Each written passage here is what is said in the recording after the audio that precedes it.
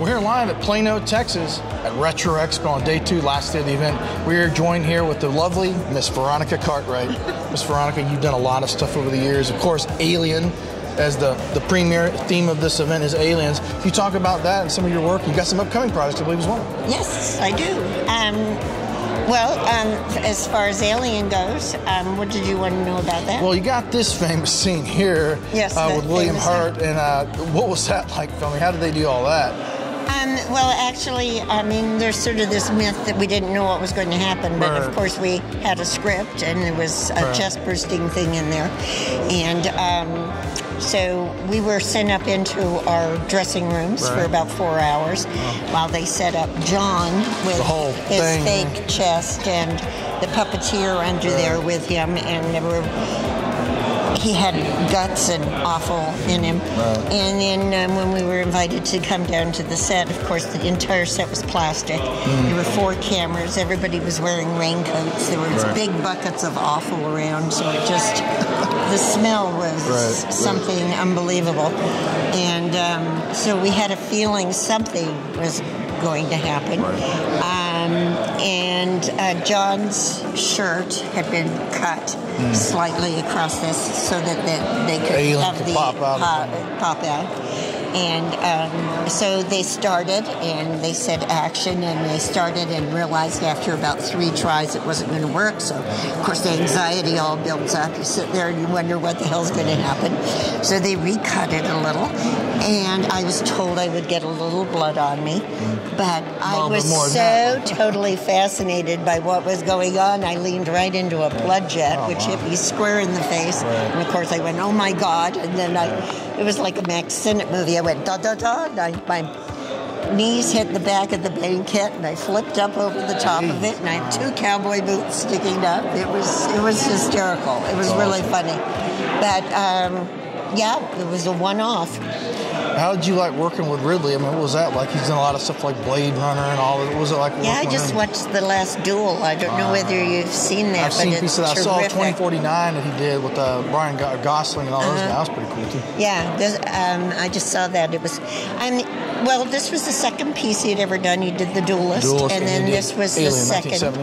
And he had basically done, commercials and things. He was a graphic artist, and so an art director. Teamed up with Sid Mead to kind of those 2 guys on that kind of same quad to do the concept art for all the... yes, and of course, it was just, he was... In his casting, I think he got really competent people, really good actors. It was like yourself as well. So that he could trust us to come up, because he was so fascinated by the art direction and the way things looked that he wanted to concentrate on that also. These sets, like now you've got they're kind of going back to the physical instead of the CGI. These are all physical, practical sets. Yes, totally. What was it like physical. being on all this? Your movie had a lot of computers and kind of analog switches and dials and the Whopper computer and all this. Yeah. How was that? What was all that? Was it just as glamorous and detailed as it is on screen, or was it even more? I've heard some things on set were even more detailed. Things were all lit up and everything like that, but Ridley loved to have a lot of smoke. And in those days, they did beeswax. So there were big buckets of beeswax that were constantly giving this atmosphere. So when the engine starts breaking down, that was being pumped in and everything. We took over the entire studio, Shepperton Studios. Every stage was used as some physicality of what the project was. Like the space jockey took up an entire stage. That's us actually crawling on top of the thing. That's when you're how in the derelict ship on the planet and all out of the LV. All of that. The desert was all brought in. That was in a complete sound stage itself, and everything was actual. Nothing, no CGI at all. I gotta ask you a question. They did this new Prometheus thing a few years back. Of course, there's a sequel Covenant. What did you think of them going back to that space jockey sitting there in that chair like that? What did you think of all that new kind of going back before y'all landed, of course, because that took place before y'all landed? Right, which was a really good back premise for how the jockey got there in the first place. Behind the lore, The thing that bothered me about Prometheus is it was supposed to be a prequel. Except when we put our robot together, Ian home and his head, we had to connect him up to all sorts of wires and stuff like and here we had Michael Fassbender with a head over here and a body over there, and somehow still talking. Yes, he was, and that just sort of bugged me a little, because what did we do? Go backwards? So but I thought it was interesting. It was very interesting. How did you like working with Ian? How was he? I mean, he passed away and all that. Ian was lovely. He was a total character. Yeah, I really liked him. I liked, and John Hurt was great. Yeah. Everybody was terrific. I mean, it was a very difficult shoot. It was very hard. It was very dirty. Everything was connected. There's smoke everywhere and all that. Yeah, and so if nobody had a good sense of humor, you would have had a very difficult time getting through it. And Harry Dean used to go off and sing songs and play his guitar. And that's cool. I know, it was very cool. You got a new project you mentioned before the interview called The Resident on, I believe, Fox. What's going on with that?